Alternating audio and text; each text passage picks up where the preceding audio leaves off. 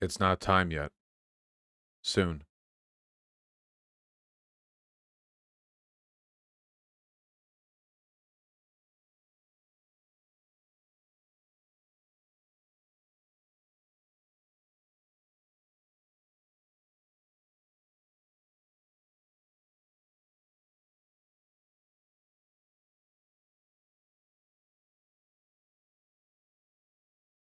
Okay, now it's fine. What's up? I wasn't going to start right away because Outer Wilds is a narrative game and I want people to pour in before I start playing it. So for the next 10 minutes, let's play Diablo and then we'll start playing Outer Wilds. Sorry for interrupting offline chat. I sincerely apologize. I know it means a lot to you guys. To feel special. Also, I've got bad news. My second hardcore barbarian died at the exact same level.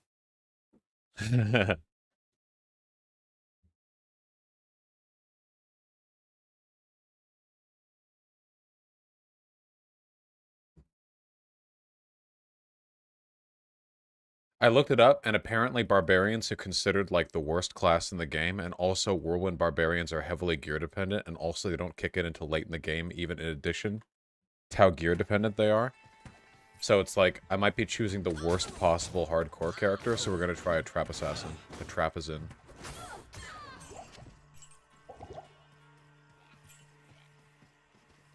Confused AM with PM. Now we're here. We're here. In a little bit, we'll play Outer Wilds. I'm just waiting for things to pour in a little bit. Let's just do Tristram, and then we'll be good. Bombard him. What's up, guys? You know, me streaming more means that I've been enjoying streaming more lately. So that's a good thing. Means I've been having more fun. I said this during today's main stream, but I'm going to be diversifying my content more in terms of, like, doing hybrid streams and stuff. I've said this, but, like, one of the reasons why I haven't been doing as many morning streams lately is because I associate morning streams with, politics. And politics streams I can't shift into games if I feel like it, you know? Like, in a game stream, I can do politics if I want. Anytime I'm doing games, I can just stop playing and do a political segment. I'm free to whenever I want to, you know? But with politics streams, I don't have the reverse ability, really. So, that's something I'll try to change a little bit.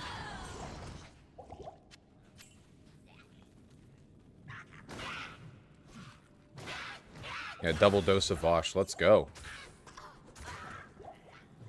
You hear Pigeon screaming out there. Pigeon is so fucking annoying. I love her so much, but she's so fucking annoying, dude. Holy shit. I just played with her, too. I was laying on the ground for a little while, like, battling her. By which I mean poking her feet, and then she would roll around trying to bite me, and purr very loud. Which is, you know... That's the... That's how they battle, I guess. You know? That's how they get there. Oh, Sakura, I mean, I'm primarily a politics content creator. I'm not going to fault people for mostly being interested in that. Alright, alright. I'm excited. I'm excited for the stream today. Whoa! I didn't know Twitch tells you when somebody's chatting for the first time. Hector the Thug and Gallantry. Thank you both. Hello. First time chat? That's so cute. That's so cool. I should get White Nervosa and install that for the website if it's the first time they've chatted here. That's a new feature. That is such a nice feature. That's such a good idea. I need to ask White Nervosa to do that. That should be super easy to code, right? Yeah, it's got to be. Yeah, it's all the info to obtain should already be held in the servers of this website. And Abject Cube. Hello. Oh my God, so many new. Oh, it makes me want to look at Twitch chat, even though you guys are degens. Vettel will be doing Outer Wilds shortly. We're just letting people pour in a little bit. We're just gonna do Tristram, I think. What do we get at 12? Charged Bolt Sentry? Do we even use Charged Bolt Sentry for leveling, or do we just stick with the Fire Trap? I don't know.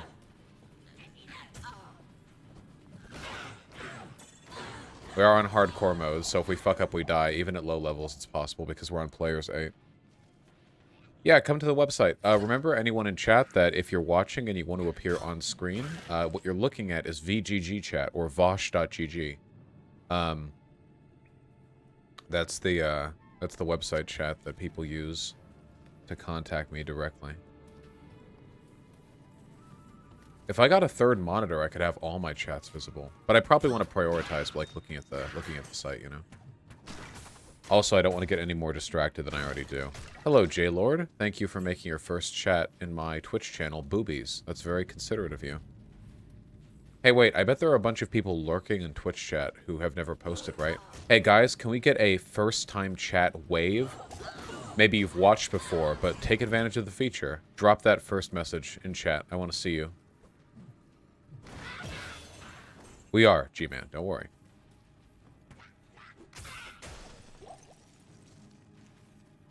There we go. Mr. Boring Person, hello. I can't read your name. It's so dark. Kentucky APPDX. Hell yeah. Bosch will always be fat, Ian. I'm fat in spirit, you know. I'm fat. I'm spiritually fat.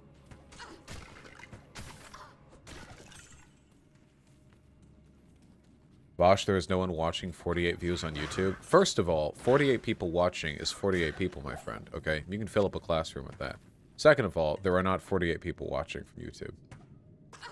You silly goober. You silly Billy.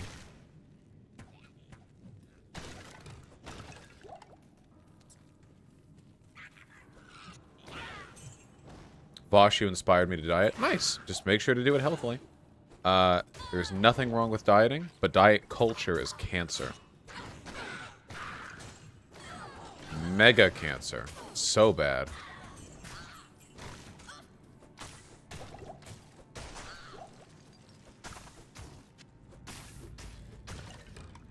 Woo.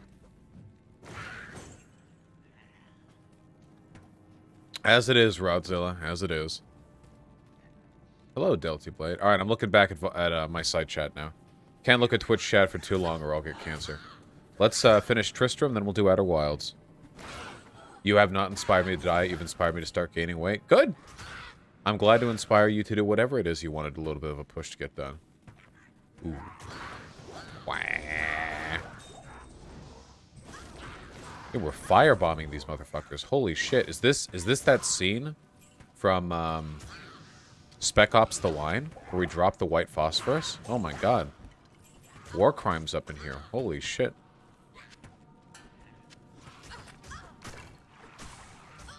These demons had families. Would your opinion on Hassan's house change if he was a landlord?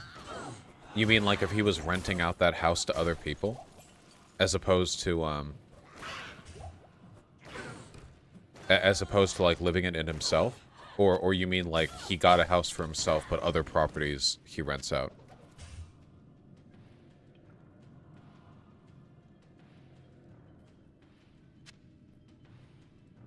I guess I don't know what like a difference it would be really. You mean in terms of whether or not he's a socialist? You can be a socialist and a landlord. I don't think it's the best thing to be, but a socialist is a set of positions you have and advocate for, you know? I actually think, like, the concept of, being a landlord isn't an inherently bad thing, because it's theoretically possible that you could buy out properties and then, like, rent them out for the exact, like, mortgage rate, right? Like, that way you would essentially be, like, you would take nothing from it. Like, you would gain no advantage, really. And you would just be getting, like, below average rent pricing for people there. It would essentially be, like, rent control that you're giving to people because you're like taking the cost on the chin, right? I don't know. That could be cool, right? You're still owning the house and having somebody else pay for it. Well, if it's the exact same cost as the mortgage, then it's not somebody else paying for it. It would be like the cost would like be made even, like neutral. Yeah. I mean, obviously there are more complexities to that, but yeah, I think like on principle that could potentially be. Oh, shit, socialist stepdad. I'll look into that in a little bit. Guys, we'll do Outer Wilds as soon as we finish Tristram. It'll just take a second. We're already in the Dark Wood. Can we ban Hassan as a stream topic? God, I wish.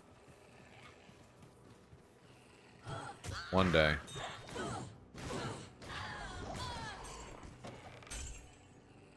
One day, lads. One day. Let's find that tree, then go to Tristram. That'll take about 5 minutes, probably, and then we'll play Outer Wilds.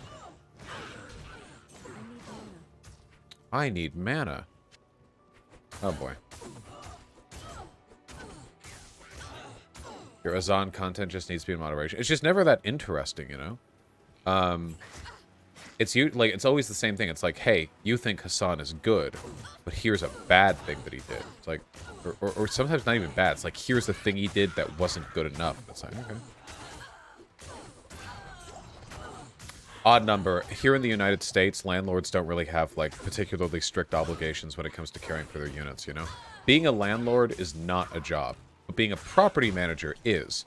The issue is that a lot of landlords are like, dude, it's a job. It's totally a job. I, like, I, like, take care of the property, but they don't fucking take care of the property. Like, you have to basically, like, blackmail landlords into repairing, like, broken washer dryers sometimes. So fucked. So fucking stupid. Wake of Fire, Charge Bolt Sentry. Wait, we're gonna respec anyway, so we would probably just... We'd probably just put it in Wake of Fire, right? Guys, look, it's time. For our first real, thingy. Look. Place the thing. Look at that. Fuck yeah. Costs a lot of mana, but, you know, we'll get there. How hard is this game from 1 to 10? From level 1 to 10? Not hard. We're playing on hardcore, and we're playing on, players 8. Right now, meaning that... Wait, we are playing on Players 8 right now, right? I'm pretty sure we are. Yeah, otherwise those guys would not have taken that long to kill. What's up? Pigeon being a baby? She was in the box? Oh, Pigeon! Oh, there she is! Get her! Oh, they mean a 1 to 10 scale? If you're playing hardcore and you want to get, like, to higher levels, I would say that Diablo 2 is an exceptionally difficult game. Get her! Oh. You know, you can, like, show up on... Yeah, here. Look, she's here. Oh my god? Wait. Is that a fucking... How does this... What would be best? Here? Yeah, well, kind of, yeah. I'm kind of in center frame, right? You're being an asshole. Center of attention egotist. Sorry. It's almost like I'm a live streamer. Is that a fucking goddamn baby? This is what happens if you go to twitch.tv/ConyourCC and link your Amazon Prime account to your Twitch account. You get a free sub from me. And then a pigeon comes to you in a box. That's true. Our pigeon. We just kind of cycle her around the entire world. She's very well traveled. Ooh, what a baby. She's so cute. True, by the way. Especially since you can't you can't Amazon Prime sub to me because I don't have even affiliates. So if you're going to throw it to anyone, you should probably throw it to, throw that shit to, Conyer. She's trying to dig out of it. Look, it's stupid. Oh my god, she's trying to dig out of it. She's a feral goblin. Pigeon, that's not how things work, you fucking moron. Pigeon, what is wrong with you? Why do cats like boxes? It's some feral fucking instinct they have. I have no idea. What are you doing? What are you doing, Pigeon? You maroon. You buffoon. You're ruining the box. He's fucking it up. Baby ass. Yeah. No, you can leave it open. They're running around. She's so much better when presented in a box. She is, yeah, she is a very box, sort of, you know, like box-compatible cat, I think. Where the fuck is the Tree of Inus? Inuus? Inuus? Abrian, I don't really check Twitter, like, notifications. You might want to email it to me. Oh, there it is. Hold on. Yeah, my barb died. My barb died twice. I'll show you in a sec. Hold on, we're almost done with Tristram. Just gotta get this, then go to town, then go to the Waystones. Woo! Oh yeah, this is what General Sherman did to the Confederates.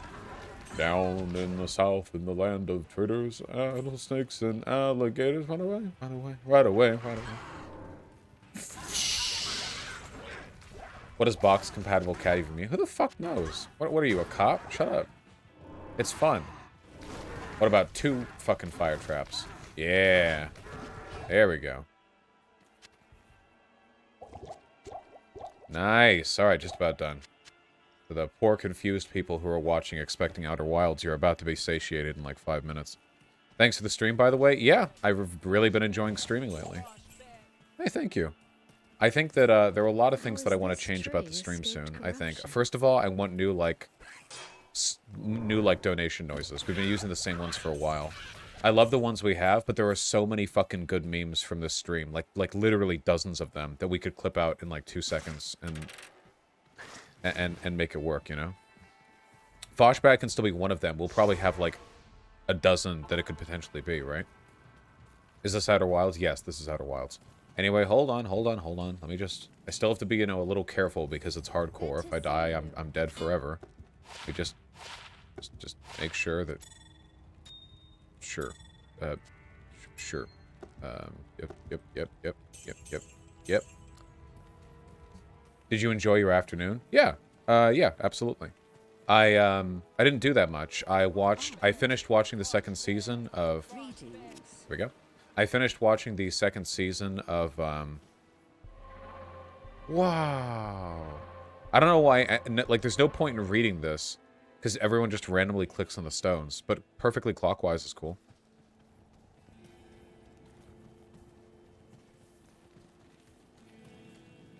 A second season of Hilda. Hilda is an animated show on Netflix. It's really, really cute. It's about a girl in, like, kind of like a fantasy world, but it's modern tech, but there's, like, a lot of, like, cool... It's like D&D, but, like... People have cell phones and shit, and humans live in cities and stuff, and there are just... Yeah, like, whatever. I have not finished Squid Game, no. Anyway, it's cute. Okay, hold on. Let's do what we gotta do. And by do what we gotta do, what I actually mean is... Come over here. Are you enjoying Echoes of the Eye so far? Yes, for sure, for sure. Alright, lay it out, lay it out. Get Wirt's leg. Give me another level, so I don't have to use mana. Thank you. Hilda's, like, vaguely Nordic folklore, right? Oh, yes, correct. It's, like, it's really, really, really, really, really cute. I would highly recommend it.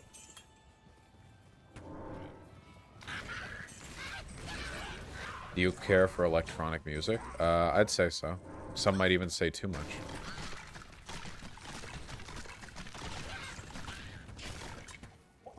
Meow. Hear her screaming. I hear you screaming, Pigeon. Pigeon, you are the most pampered cat in the fucking world, okay? We're not fooled. I was playing with you just a second ago. We play with you all the time. For always. Ever been to a rave? Fuck that. That's way too social for me. Holy shit. Oh, and we're cursed. Can you fucking stop? Thoughts on Dragon Prince? Never saw it. Heard it had a troubled production, to say the least. Griswold! Fucking burn! Please! Griswold! Griswold! Griswold! Griswold! Thank you. Gotta get the whole Tristram experience, folks. I've played Divinity Original Sin 2. It's one of my favorite games. Fuck, Red of Mana. Alright, Kane. Get on out. We'll ignore these dudes, because there's no real reason for us to fight them. Oh, I saw Romeo. Yeah, I saw. Kane. Come on. Step out of the portal. Thank you, Kane. As a token of my gratitude. Regrettably, I could do nothing about the burning of... Yeah, I know. Okay. Nice. Let's get it started. Oh, by the way, these are, rest in peace. Nail and Nail. It's the same guy, but... Yeah. Rest in peace, my duders. They are dead. And both level 25.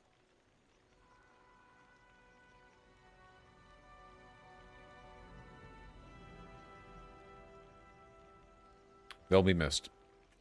Alright, let's move the game over. But to Outer Wilds. I mean, you know, to that game. What kind of build are you going for? Well, it'll be a Trap Assassin. Which is a pretty safe build for hardcore, I think. Be nice and safe, I think. Like, literally dead or you refuse to play with them? No, they're dead. It's hardcore mode. If they die once, that's it. You can't play them again. It doesn't even let you load the game with them. Should I stay for Outer Wilds if I've not played it before? Sure. I mean, you'll spoil yourself to puzzles that you might play in the future, but it's also, like, sick, so, yeah. If you die in hardcore, do you lose worn items permanently? Yes. They're dead. Dead. Why are they still in the menu, then, if they're gone forever? They're just like a in memoriam, basically. But they're gone. Look, I mean, you can see really quick. Yeah, when you die in hardcore, you die in real life. Exactly, precisely. You shouldn't use chapstick. It's bad for your lips. Well, that's life. Look, you cannot create or join games with a dead hardcore character. You literally, that's it. The only thing that you can do with them is delete the character. Until then, this is essentially just a gravestone. Alright. Ever played Control? No, but it's on my wish list. Alright, Outer Wilds, let's go.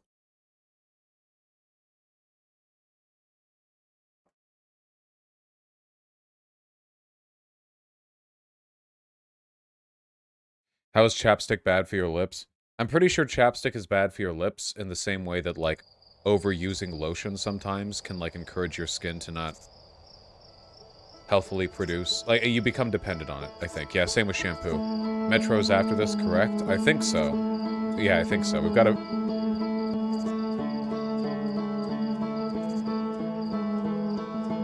God damn, that's good. Oh, so, sorry. I was just moving my thing. Ordered Windows.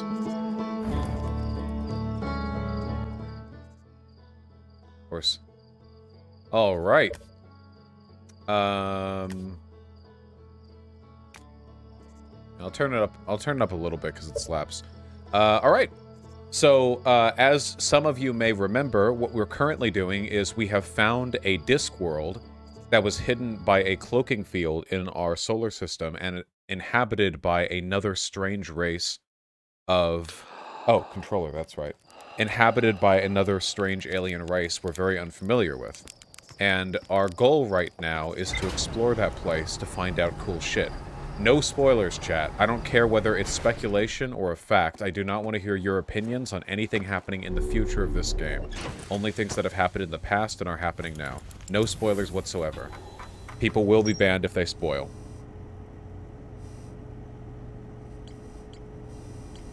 The Shrouded Woodlands. This is the Dream Realm, I think, that we went to. No, it's not. This is part of that area. There's a lot to connect there. So the next things that I want to do is I want to look at that big submerged, like, temple thing in the real world.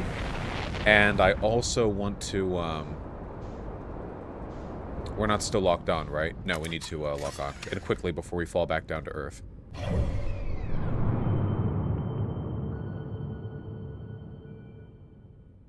Oh, that's right. We have to do it through. Are we going to fall back down? Are we good? Okay, we're good for now. Here, let's, there we go. There we go. The Stranger. Autopilot. This shit scares the fuck out of me. Oh, for those of you who don't know, this game can be kind of spoopy sometimes, and I'm a huge pussy, so part of the fun of watching me play it is that I get scared all the time, even by stuff that's, like, not even scary. Did you see the right is now accusing Sam Cedar of being a hypocrite socialist despite never identifying as one? Yep, almost like it's a completely meaningless and ubiquitous criticism that people will apply universally. Alright.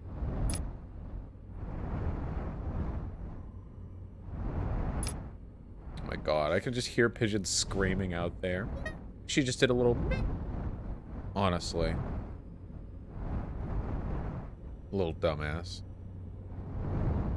Alright, right the ship. Right.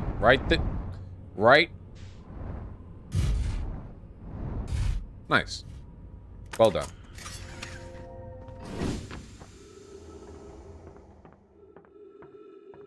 Ooh.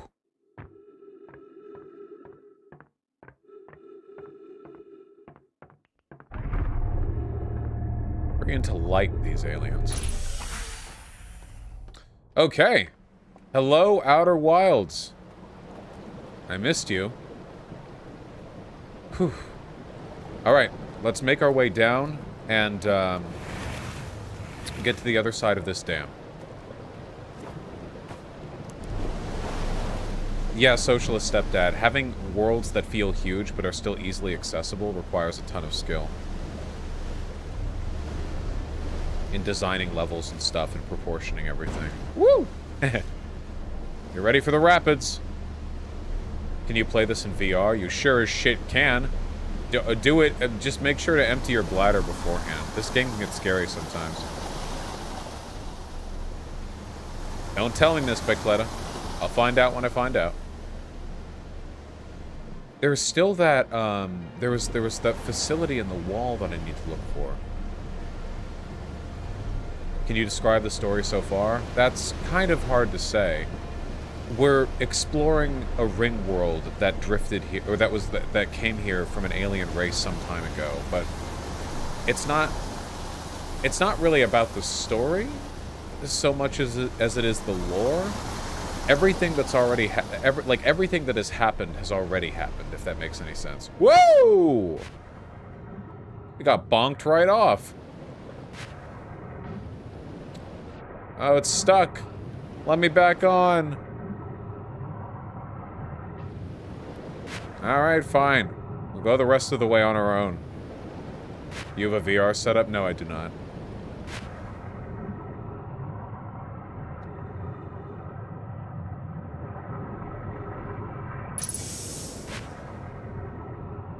You should use a seatbelt on your raft. Yeah, I'll do that next time.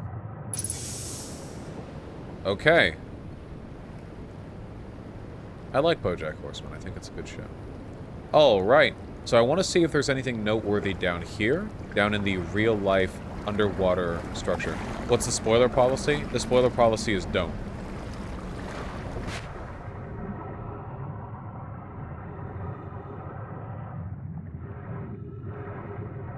So it's this big, like, tomb.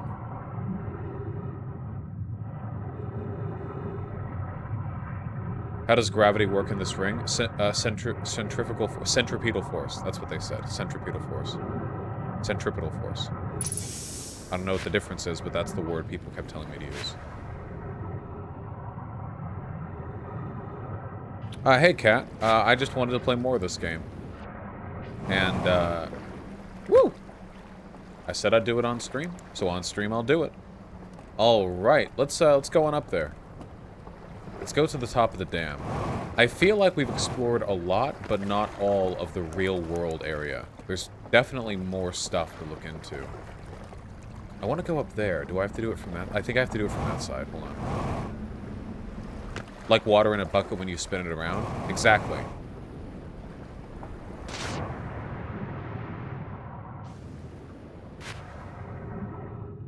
What's that piece of sci-fi technology that they always use in, like, basically any kind of space thing? Is it called inertial dampeners?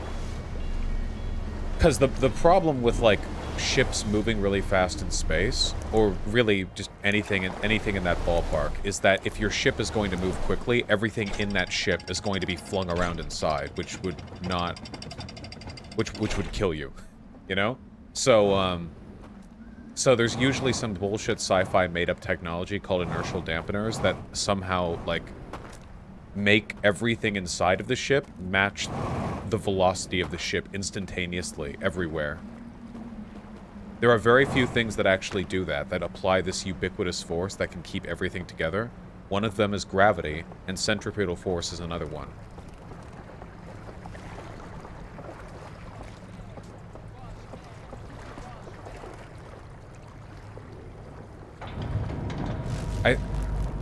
Thanks.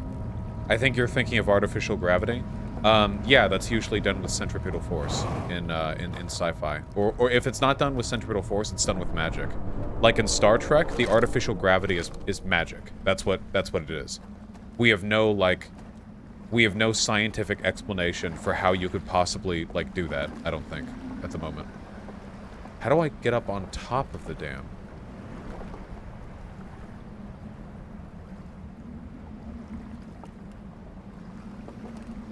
How do I do it from there? Wait, how? Yes, Cat, for sure.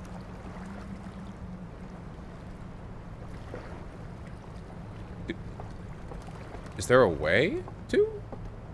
There has to be. Or do I have to do it from that side? I wonder if I have to do it from that side. Did I come all around here for...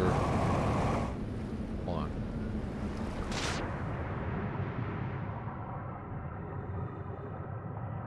Star Wars explains it with inertial diameter. Well, that's what I'm saying. It's like the magic technology, you know?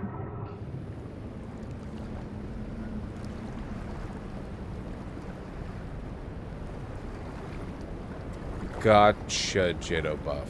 Not sure if I understand, but I'll pretend that I do. Thank you.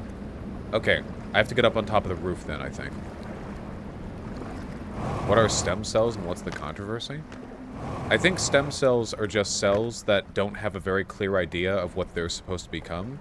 So you can just put them next to more determined cells, and they'll kind of adopt that role. And you can harvest them from a bunch of stuff. Like, people talk about just fetuses or whatever, but I don't think it's just that. I think that it's possible to get stem cells from a number of sources. And it's just, like, a cool way of healing stuff, you know? Or in ways that we wouldn't otherwise think possible. Okay, here we go. Now we're up on top. Nice. God, it's so pretty. Can you drown in this game? Yes, but only when you're not in your spacesuit. I am in my spacesuit. We have an oxygen meter. Oh, hello! Hello, hello, hello, hello, hello. Cool. No need for lighting. That's fine.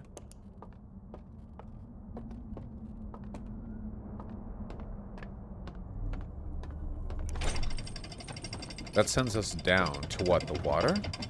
That looks like it goes to the water. Yeah. Could a giant spinny thing like this actually exist? At this scale? No. But hypothetically? Yeah. Dyson spheres and ring worlds, as I understand them, are, at least according to our understanding of physics, entirely possible to construct. They would just require more material and engineering skill and, well, a lot of stuff that we just don't have. But they should be theoretically possible. Hey, Shu! Just doing a little late night stream. What the fuck are we doing down here? Hey, this is our best view yet for watching the world end. I hope this place doesn't explode when the water floods.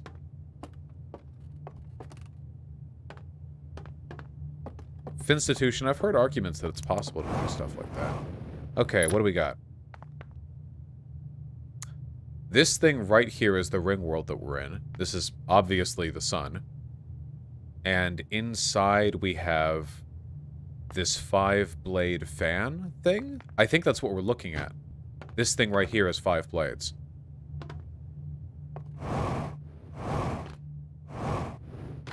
What gravity is pulling you down to the interior? We're being pulled down to the edges by centrifugal force. This thing is spinning. It's like how if you spin a bucket full of water, the water will stay in the bucket even when it's upside down. We're the water.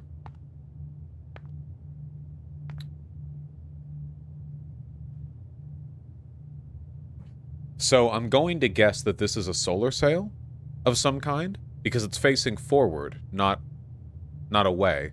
What are these 3 things? We have arrows flashing this way. So energy to push us this way, something we're lacking. And then we have this outer line right here. Have a good one, Cat. How does that work in 0G, though? It would work in 0G. It doesn't need gravity to work. Does this line represent the area of effect of the eye of the universe? What about this? What's... Is this... Huh. Okay, this is clearly important, but... Unable to pinpoint location. Okay, gotcha. This is clearly important, but, I think I need more information before I can understand what exactly all of that means. Do you guys want to go up there and be present when the dam breaks? Because it should happen, like, any minute now. Is Finland real? Scientists are still discussing that.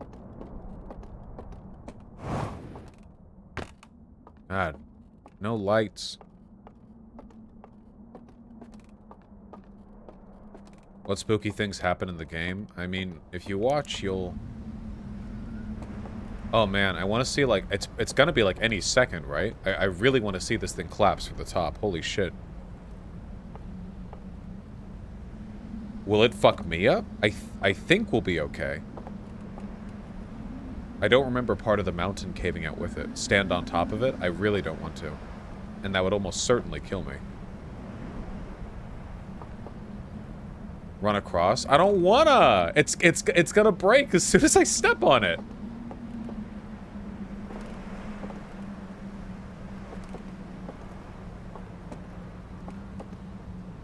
Okay, we're gonna run across. We need to go fast, though, so we're not gonna quite run, because legit, it's gonna be like... Yep! No!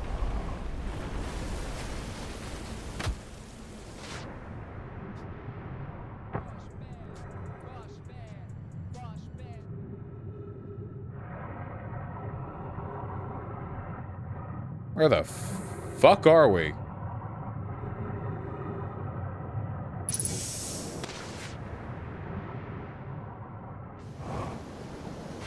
Well, that's quite the current we're being carried by. You took too long because you were afraid. Yeah. I guess that's the lesson, we're learning here, huh?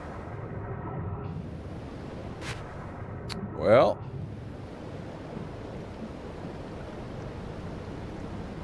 Well, yeah, Horizon. I imagine building a fucking ring world would probably take a pretty wild construction technique, but yeah. Too bad you don't have a surfboard. We're about to find the next best thing. That turned out better than expected. Yeah, I didn't die. That's nice. Oh, and the rapids. We're gonna hit a rock, you know. We're gonna hit a second rock, and we're not gonna survive that one. Or...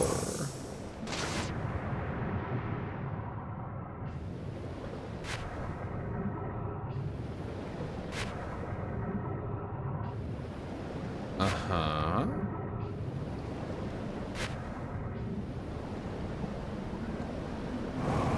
Alright.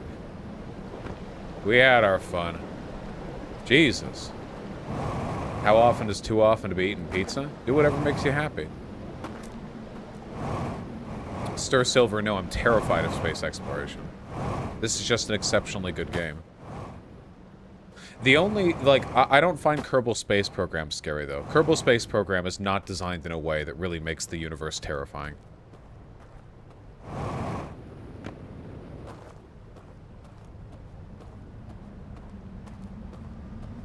Well, yeah, Pete Simpson, the whole fucking thing exploded. I didn't expect to fall down with the dam, goddammit. We do need to go down that elevator, though. Yeah, we're gonna do that. Hold on. We need to go back to being able to go up the dam.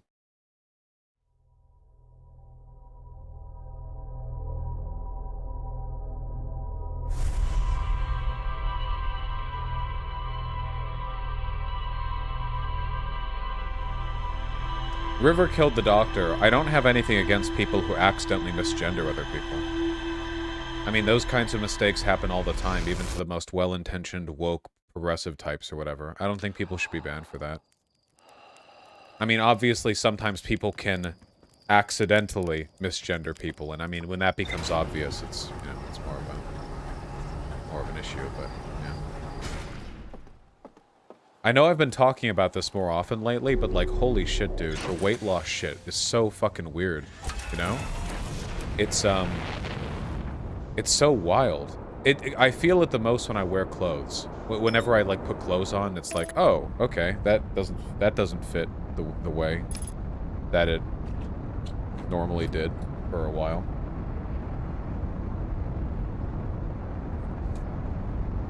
All the way down to 224 grams. Pretty soon we're going to be in the 210s. That is just insane to me.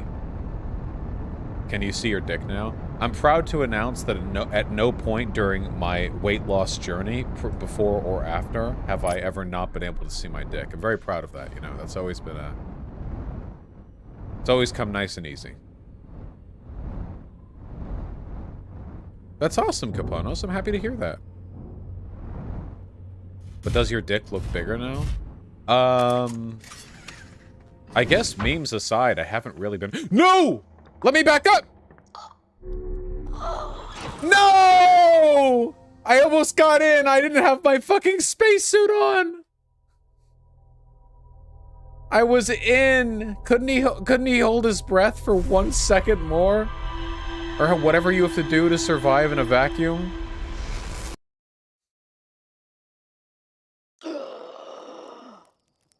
I feel like you could survive longer than that. In a vacuum, I think humans can survive for about a minute or so, but you pass out very quickly.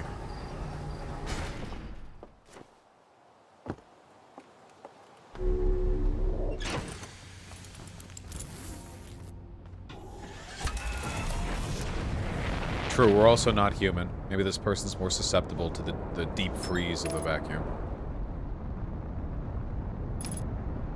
No, your dick does not lose or gain girth when you lose or gain weight. Holding your breath in a vacuum would pop your lungs. Okay, wait. I've heard that, but is that true? I think, are your lungs so weak that the relative difference in pressure from the inside to the outside would be enough? Yes, they are? Damn, that's kind of creepy. Doesn't your blood boil in space? Well, pretty much all liquids do. The only reason liquids stay liquid here on Earth is because of air pressure. In vacuums, liquids boil off. Or to put it another way, the boiling temperature of liquids drops dramatically in vacuums.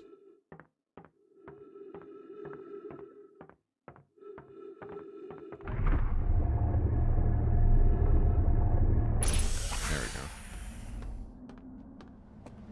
go. Okay. So the fastest way to get up there... Again... Oh, I didn't mean to do that, but we'll hitch the next ride. Whee!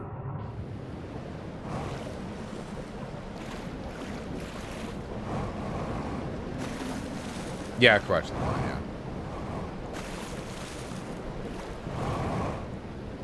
I think what we've learned is avoid vacuums without a spacesuit. Yeah. You could survive it for a while, though. I mean, it would suck, though. You shouldn't do it.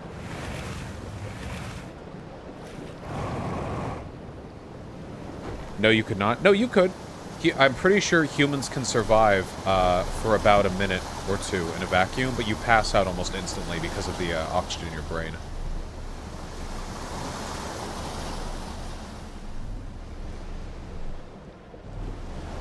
That's not a while? I mean, it's not instantly.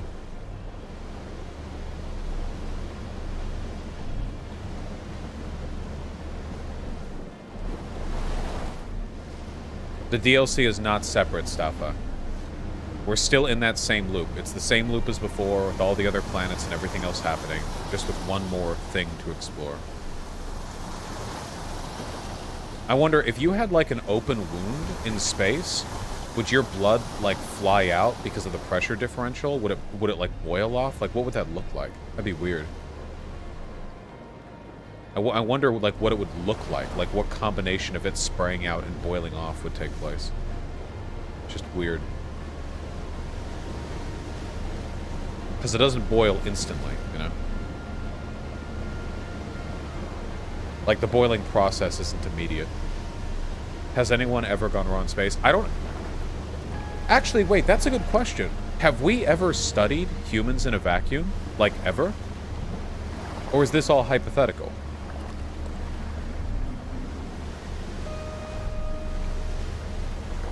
Yeah, it sounds unethical because it would be death. We studied rats in a vacuum. Ah, yeah, okay, we must have studied with other animals. Yeah. I guess you could put like corpses in a vacuum, but yeah, I don't know. It's happened by mistake. Yeah, but not in a way we could study, right? Or I don't know, I guess. The Soyuz 11 spacecraft. Yeah, but we wouldn't have had. Yeah, we didn't have like. We weren't monitoring stuff there, you know.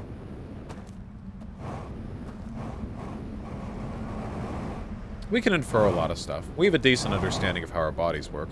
Not our minds, necessarily, but our bodies, I think we've got an okay understanding of how it works. I don't know if I believe any of them, the 9 to 5 devil. They're just all possibilities. I'm not educated enough to really weigh in on the possibility of any of them happening over any other. Hello, sun! Wow, what a view. Okay, let's let's get a look at this thing. All right, where's this gonna take us? Does this just take us nowhere?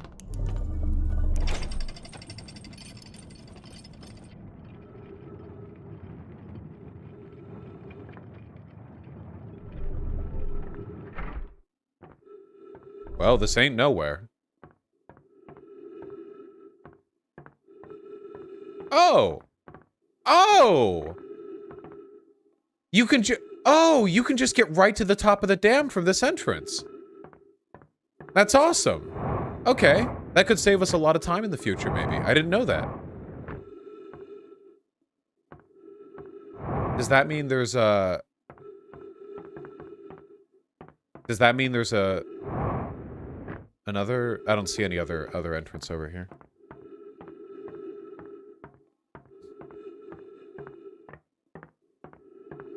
I really hope the universe won't just die forever. I have a feeling the universe contains a lot of stuff we don't and probably never will know about.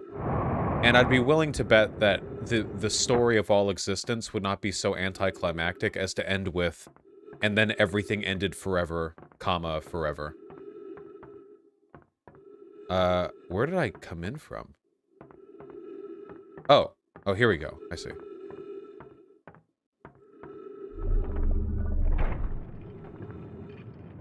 The limits of human understanding, yeah.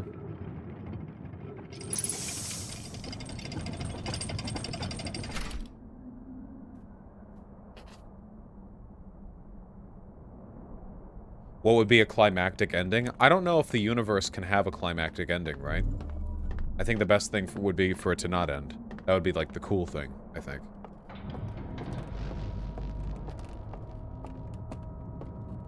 There are limits on our potential knowledge, though.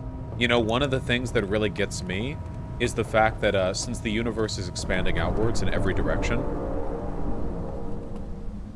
Is the light about to fail? I think that the, maybe. Since the universe is expanding outwards in every direction, what that means is that, eventually, there are going to be, eventually, the rest of the galaxies in our universe are going to be moving far enough away from us, fast enough, that their light will no longer reach Earth. The rate of the universe's expansion will redshift the light that they emit down to a point of undetectability. It's possible that many billions of years in the future, even if there is life in the Milky Way, they would never believe there was another galaxy. There'd be no way for them to know because information would no longer reach them from the rest of the galaxies in the universe. They would just think there's one galaxy floating in an infinite abyss with nothing else, no way to reach it. And unless they have some way of accessing information that we don't, something that could, like, broach the speed of light, they would never have any way of knowing. Yeah, exactly, Mr. Bro. There are just limits to what we can do. But guys, I wouldn't worry about it too much. You know why? The galaxy is a really, really big place. Just really an unfathomably large place. Just a stupidly big place. Even if the galaxy was all we got, that's a lot right there. That's a large amount of stuff. Kind of a big area here.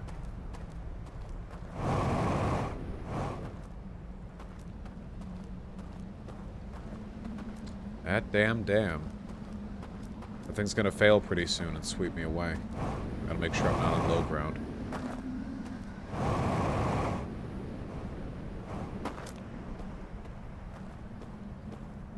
Yeah, I need to go back in the dream. We need to find a way to go down into that little, like, descent area. But I don't have enough time to do that with this current loop, so I want to see if there's anything else I can discover while wandering around.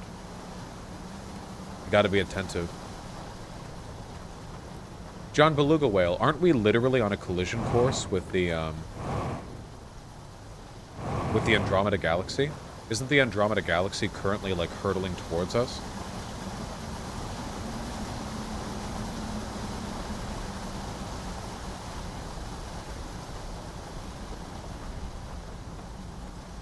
Well, yeah, it wouldn't hit us for billions of years, but yeah.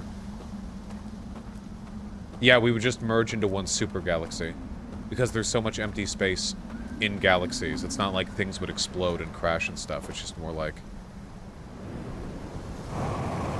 a bunch of stars and planets would just kind of slowly merge into a central gravitational system. I don't know, Antifa. We always talk about science when we're playing this damn game, but I'm not any more educated on science than one would be from watching, like, educational YouTube videos, you know? These are just feelings I have. What is this area right here? Is there anything in the water? This is a separate little... There aren't any, like, sharks in here, are there? You wouldn't do that to me, would you, game? Ah! Hey! Oh.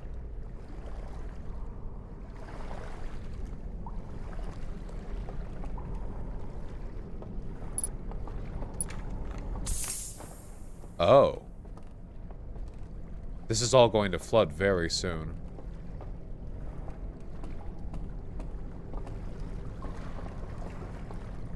Hi.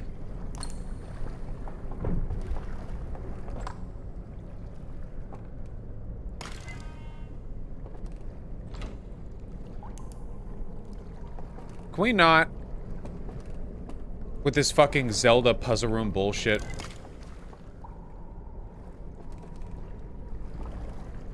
Evidently we can.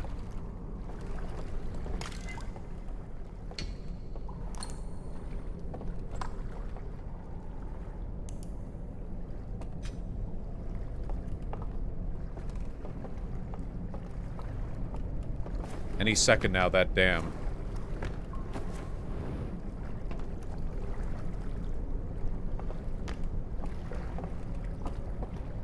It's gonna break.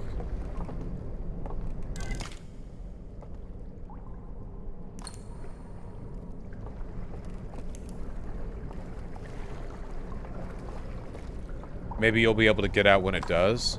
Maybe. Oh, the hole in the floor. You're totally right. I'm a fool.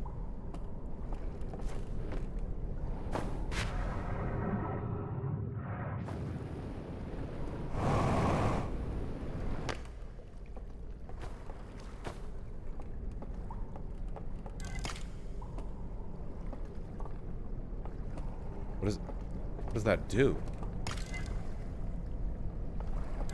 Hold on. I've got an ominous feeling right now. I want to explore this quickly.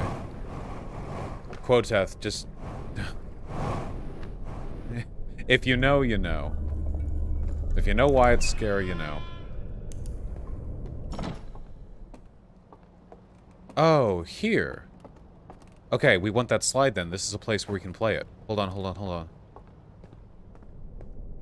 Quickly, the dam's gonna... There it is! But it's on the other side.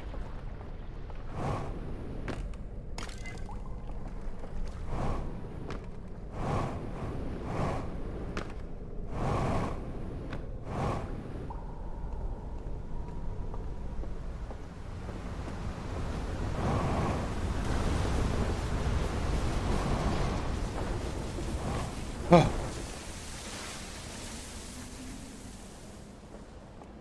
Okay.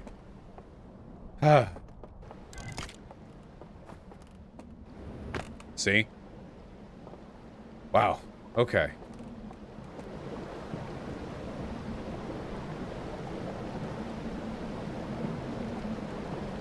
Whew. Alright. Do you have a lantern? There are some over there. We'll get them.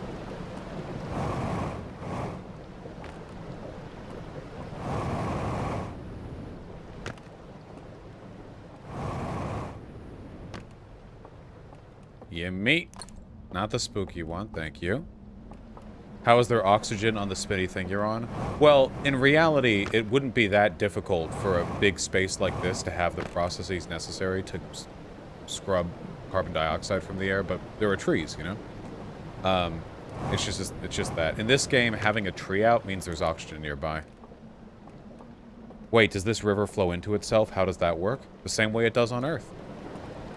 Rivers and oceans connect all the way around the planet from outside of a curved surface. It could work on the inside of a curved surface, too. That's how this whole thing is powered. That's the reason why the power in the whole rim world, it flickers a little bit when the dam first breaks. How many hours of sleep can you run on? About 3, shoe on head. Alright, let's find out what this is. But that's because of altitude differences, though? Yeah, but in this case, the energy is being provided by the centrifugal force, right? Rivers start as basins where rain drains. Oh, wait, hold on, let me think. Okay, if you had a rim world, or a ring world, which mean... No, a ring world wouldn't mean eternal altitude differences, right? It would mean...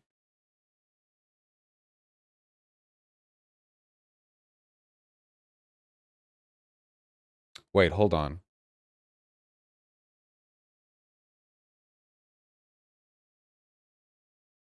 The water is in perpetual motion? No, if it was in perpetual motion, it wouldn't give any energy to the dam. Wait, hold on. Wait, really quickly. I need to think of this not with a... I need to think of this not with a ring world. If you had a planet that had a channel cut into it along its equator, and you filled that channel with water, and then you put a dam, like it goes all the way around, you know, whoosh, and you had a dam like there.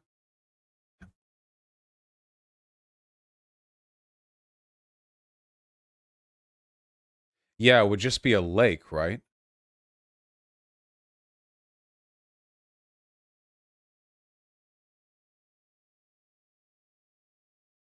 Ooh, wait.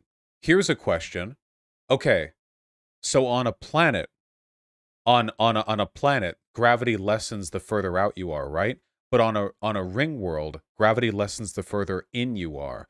So maybe there are differences in the elevation on the inside. That means the differences in the relative rates of gravity affect... No, if that was the case, this would be a perpetual motion machine. That's not... No. Okay, it's sci-fi bullshit. Alright, sorry guys, it's sci-fi bullshit. There's no such thing as a perpetual motion machine.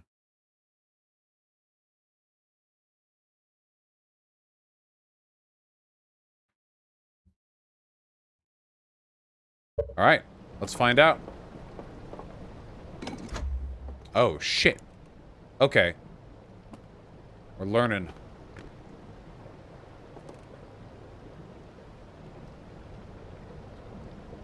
We have 3 owl wizards constructing this. Okay, this is the spirit world. This is the spirit world.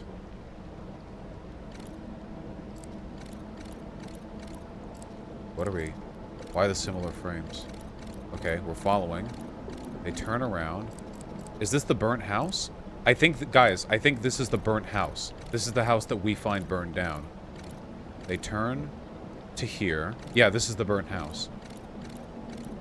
And they go across. Okay, then there's another dude. They hand off that tablet. Man, they must be strong. That shit looks heavy.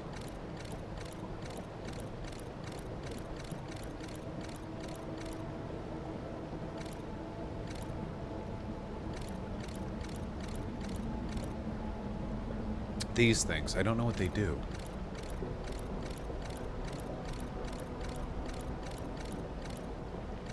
Wait!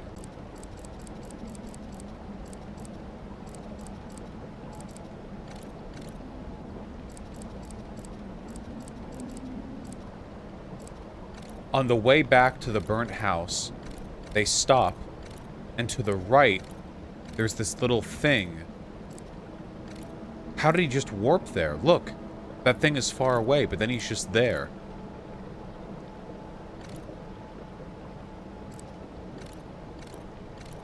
And then from that, you can turn these lights off. That's how you go down. That's how you go down.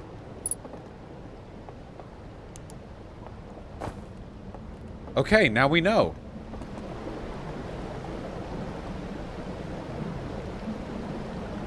Sure is pretty out here.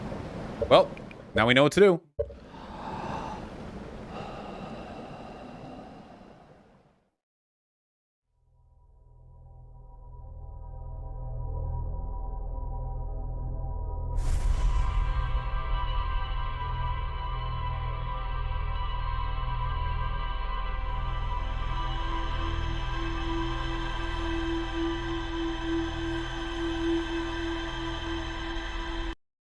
Oh, whoops. This game fucking slaps. Sorry.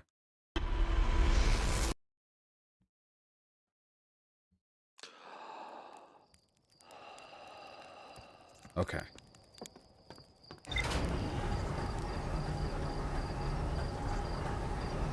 Would I go to the moon if I could? I would be, like, pants shittingly scared the entire time, but that seems like an experience I would probably regret not taking, right? Very few humans have ever, stood on another celestial body. I mean, just the 3, right? It's only ever been the one moon landing from a human, right? Unless I'm forgetting others? Just go to the set they filmed it on, true. Oh, there have been more than that? Oh, I guess, oh, gotcha. I'm dumb. Well, there still haven't been many people. We haven't been there in a while, that much I know.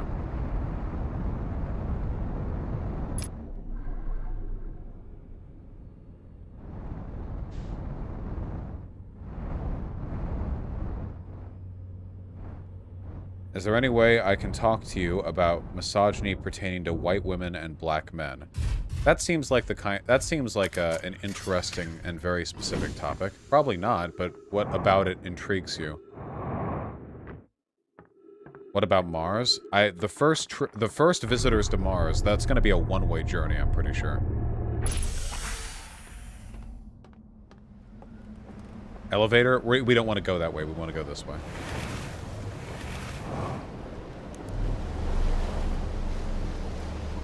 Not yet, Rufus. We've discovered stuff, but not that necessarily. Okay, we can go around the ghost matter if we just go this way.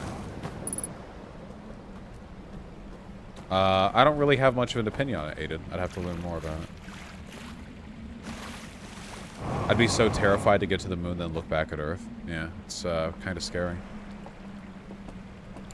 Do you think the rich are going to make space colonies to abandon the Earth when it becomes uninhabitable?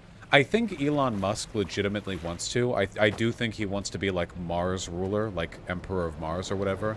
I think most rich people probably don't want that though. I think most rich people recognize that the most you'd ever be able to get on Mars is like a fraction of the convenience and comfort you have here on Earth. My guess for like the wealthiest people on Earth would probably be like floating mega cities, right? Or like floating cities, you know? That's buildable with our current technology, I'm pretty sure. I mean, if you have, like... Just... You went past the building? We're not going to that one. Floating cities? Yeah, like boats, but designed to be, like, cities rather than boats. Like a raft. Isn't this a thing that we could technically do, right? I'm pretty sure I watched a YouTube video from Vice about how this... I don't know. Either way, it'd be insanely expensive. Well, yeah, sure. But I'm pretty sure, like, multi-billionaires could probably finance it or something. I don't know. The better question is why? Look, let's get complicated. Don't worry about it. Hold on.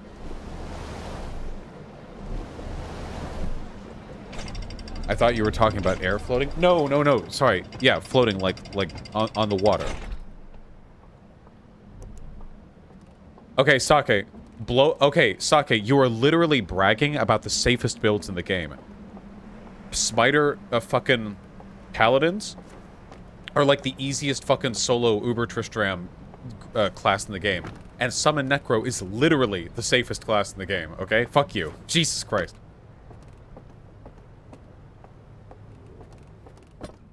Hold on. Wait. Oh, I didn't see it. Also, thank you for the 10 bucks. Alright. Get ye asses seated. Because we're about to travel to the spirit realm. Your boy Skinny Penis. This is just an intersectional thing. Black men can act oppressively towards white women, along like a gendered axis, but there are racial axes along which white women have more relative power. And even that's like a simplification.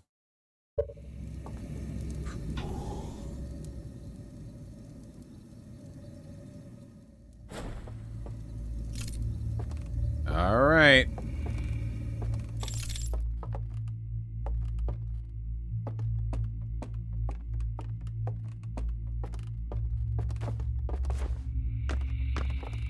Okay, we're in the spirit realm. Now we want to go down to that burnt house and do what we saw that flashback showed us. Okay.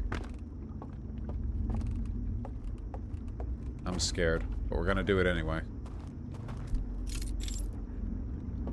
Sorry, Danny. I'm a Diablo 2 kind of girl. Alright? I'm not a Path of Exile kind of girl. I know what I am. I don't understand these hand things. I don't know what they mean. They definitely mean something. Why do I have a feeling they teleport you? Why do I... Wait.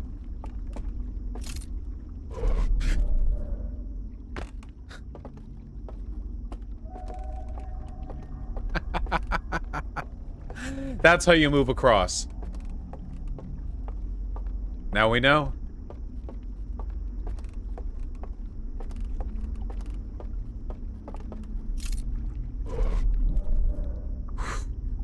That's creepy.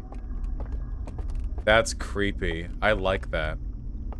Okay, well, I kind of disoriented myself a bit doing that, but, let's find... It, like, cuts the space. It reminds me of, The Hand from JoJo Part 4 a little bit. That was... Dude, that is, like, my favorite stand ability next to, Stone Free in the entire series, but they barely did anything with The Hand. They barely did shit with it. They're like, he cuts the space and makes you come closer to him. You could do so much with that. But he was too stupid. Yeah, he had, like, the strongest fucking stand power in the universe, and they gave it to the stupidest person, so he didn't know how to use it. It's very funny. How do we get to the burnt house again? I completely forget.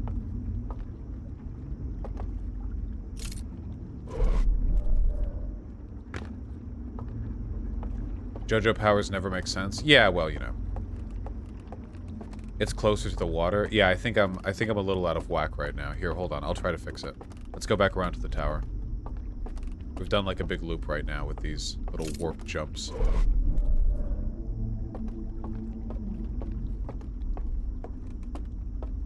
Not a serious ask, right? I'll let you know. Don't worry. No, I know where to go. I know where to go.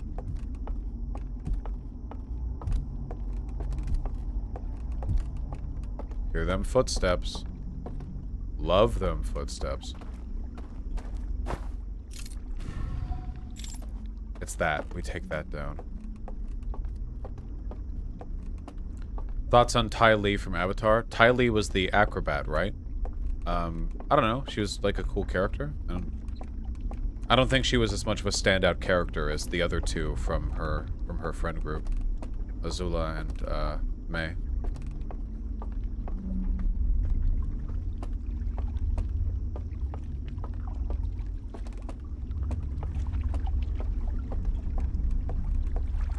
There we go. All right, bring it in. Let's head over.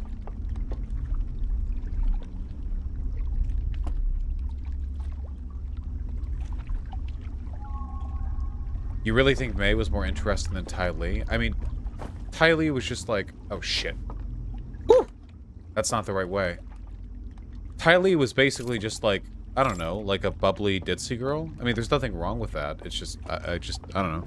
I don't think she had the same interesting arc as May, and Azula was obviously like a, you know, very memorable character. No, it's not around here. Fuck. Okay, that takes us down the whole way. So if that's the case, okay, wait, I think I know where it is then. She could chi block, that's really cool. Yeah, I'm not anti-Ty Lee. I'm not anti-Ty Lee, you know? I just... I'm not opposed to Tylea right now. It's just not to me a standout character because there were so many great characters in the show. You know, it's just okay. I think it's around here and then down a level. Okay, we're not gonna teleport. Yeah, okay, the stairs. We take the stairs down.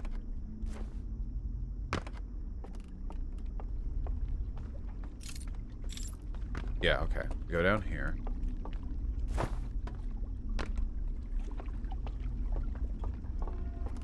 Ah, yes, of course.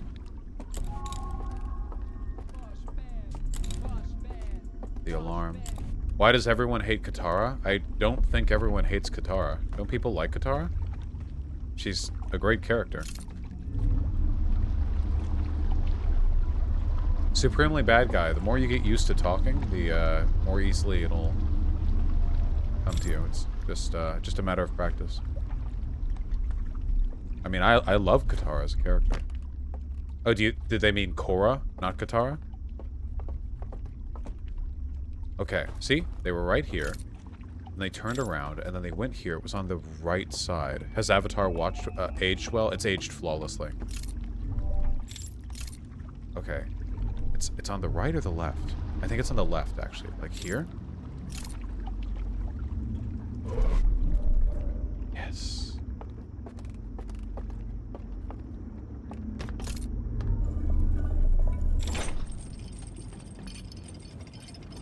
Did I have a cartoon crush? I don't know. I guess, like...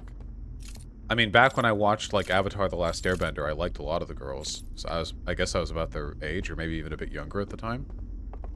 I think I was younger at the time. Oh, shit.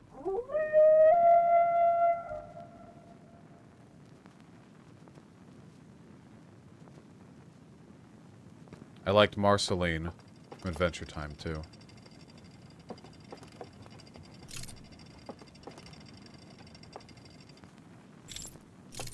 Why was that?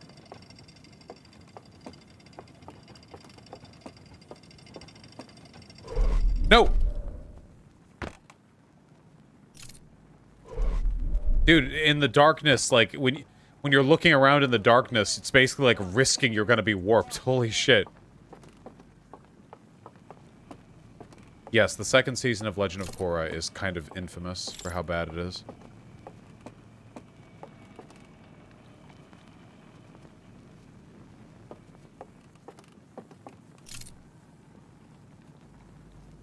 Cool. And yes, I, along with everyone else, had a crush on Raven from Teen Titans.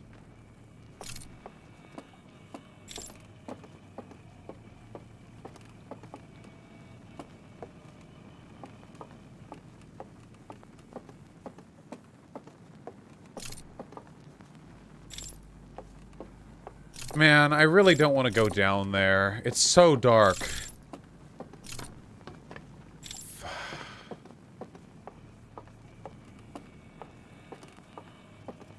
Any second now, the dam is going to break and the world is going to tilt a little bit, but we'll still have about 10 minutes afterwards to move around before we're kicked out. That's the entrance right there. Can we just jump down? Thanks.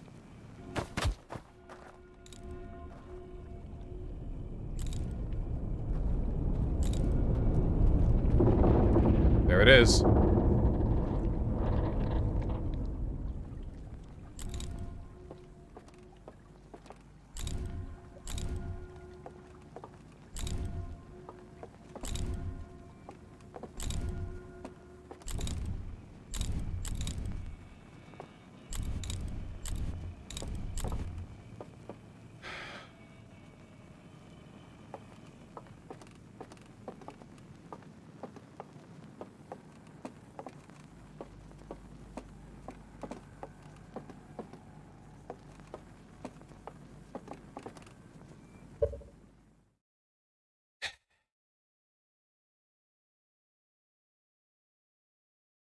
God damn it, man.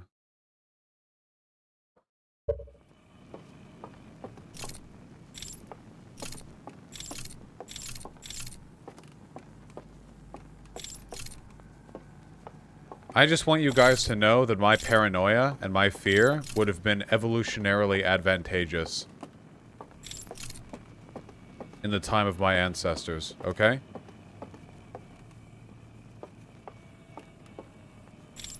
Motherfucker.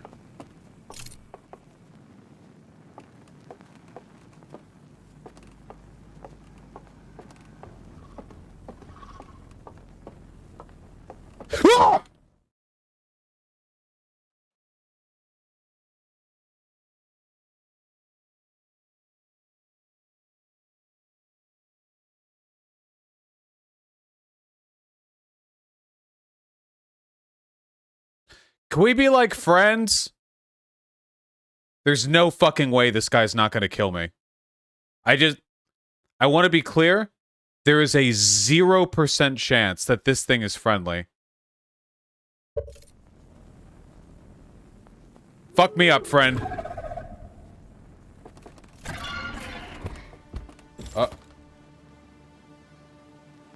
What's the move? That's the move, huh? Oh, they blow the flame out.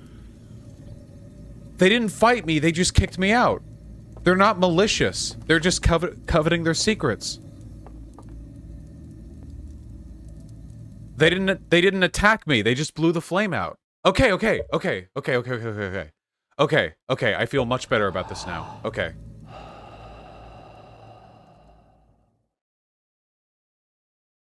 Also, Vermin, if you could ever wait, what? Meditate until... Wait, what?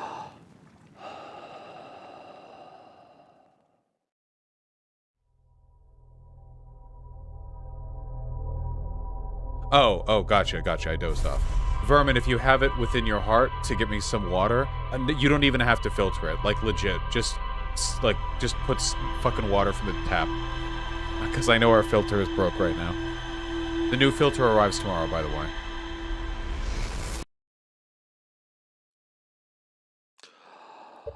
Okay, hold on. Let me just, really quickly, reshuffle.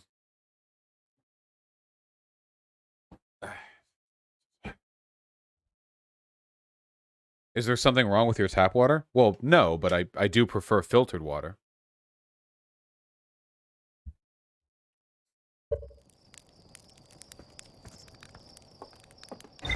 I am not even remotely squeamish about tap water at all. I've drank tap water my entire life. We didn't filter any of the water in my house when I grew up, so I do not mind.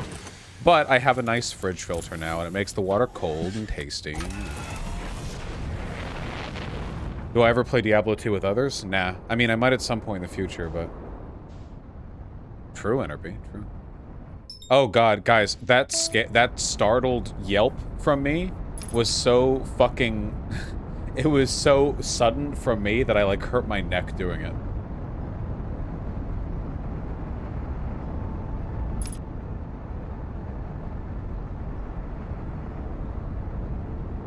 Yes, there are some places where tap water is legitimately, like, unhealthy and gross, yeah. Sound would have given you a hint? Yeah, I bet. Whatever, I'm glad that he didn't just, like, kill me, you know? He just blew out the fucking thing. But hey, that means, guys, that means they're alive. Okay, so that also means... That means one of two things, also. That means either somehow those corpses of the aliens that we see in that ritual room are somehow still alive, unlikely, or that spirit realm can preserve your spirit even if you die in the physical world, because it looks like they're dead in the real world, but they're still clearly conscious and moving around in the spirit world. Like they've uploaded their minds, yeah. Are you using reduced frights mode? No, I am not. And I'm sure it gets worse in the future, so shut up.